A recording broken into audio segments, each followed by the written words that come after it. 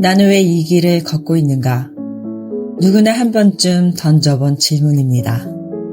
직장에서 지쳐있을 때, 꿈꾸던 일이 생각보다 험난할 때, 혹은 반복되는 일상이 지겹게 느껴질 때 우리는 스스로 묻습니다. 이 길이 정말 내 길인가? 나는 왜 여기 있는가? 오늘은 소명을 재구성하는 훈련을 함께 나눕니다. 소명은 단순한 직업이나 일거리가 아니라 나의 존재와 삶의 목적을 다시 정의하는 힘이기 때문입니다.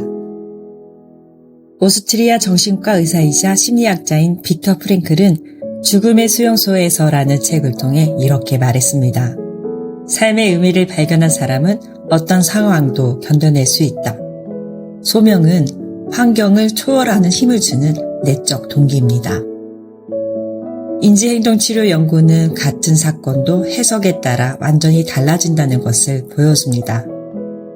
고난은 실패다가 아니라 고난은 훈련이다로 리프레이밍 할 때 좌절은 회복 탄력성으로 전환됩니다.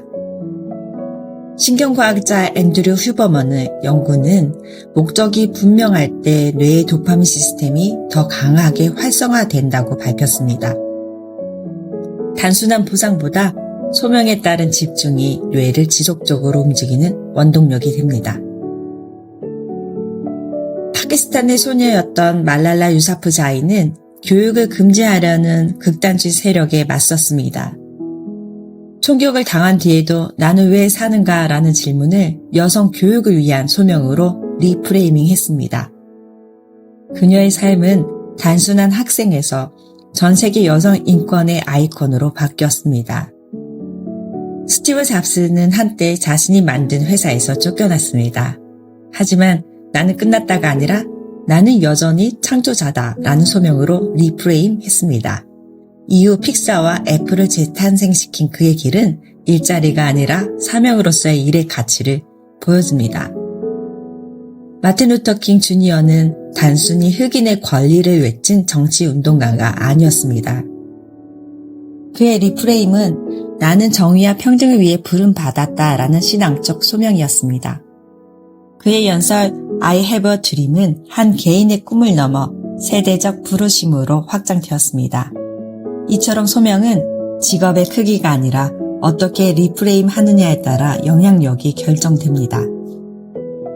에베소서 4장 1절 그러므로 주 안에서 갇힌 내가 너희를 권하노니 너희가 부르심을 받은 일에 합당하게 행하라. 소명은 내가 정하는 게 아니라 부르심에 합당하게 응답하는 삶입니다. 정체성에 걸맞은 삶, 결국 단순히 믿는 것으로 끝나는 것이 아니라 그 믿음이 삶의 태도와 행동에서 드러나야 함을 말하죠.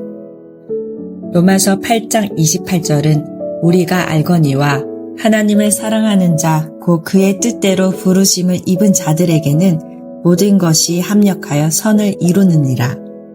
개별적으로 보면 고통이나 실패처럼 보여도 소명은 고난이나 실패처럼 합력하여 의미 있는 열매를 맺게 하는 힘으로 결국 하나님의 섭리 속에서 합쳐져 더 큰 선으로 귀결됩니다. 오늘의 훈련은 소명을 리프레이밍 하기 위한 3단계입니다. 오늘 하루 나를 가장 지치게 하는 상황을 적으세요. 그리고 그 상황을 소명으로 리프레임 하세요.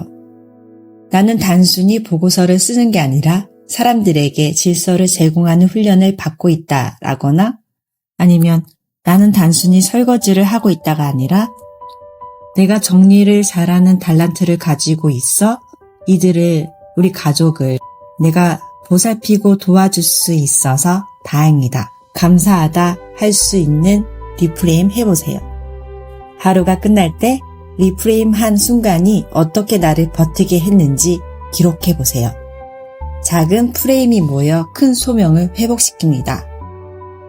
오늘은 나는 왜 이 일을 하고 있을까라는 질문을 다루었습니다. 심리학에서는 의미를 발견한 사람은 어떤 상황도 견뎌낼 수 있다고 설명하였고, 리더들은 소명을 리프레이밍한 순간 인생은 전혀 다른 방향으로 흘러갔음을 삶으로 증명했습니다. 부르심에 합당하게 행하는 자에게 모든 것이 합력하여 선을 이룬다는 하나님의 약속은 현재 우리에게 닥친 어떤 어려움도 딛고 성장할 걸음으로 바꿉니다. 나는 왜 이 길을 걷는가 라는 질문은 방황이 아니라 소명을 재발견하는 기회입니다. 그 질문을 붙잡는 순간 우리의 길은 다시 목적과 힘을 얻게 됩니다.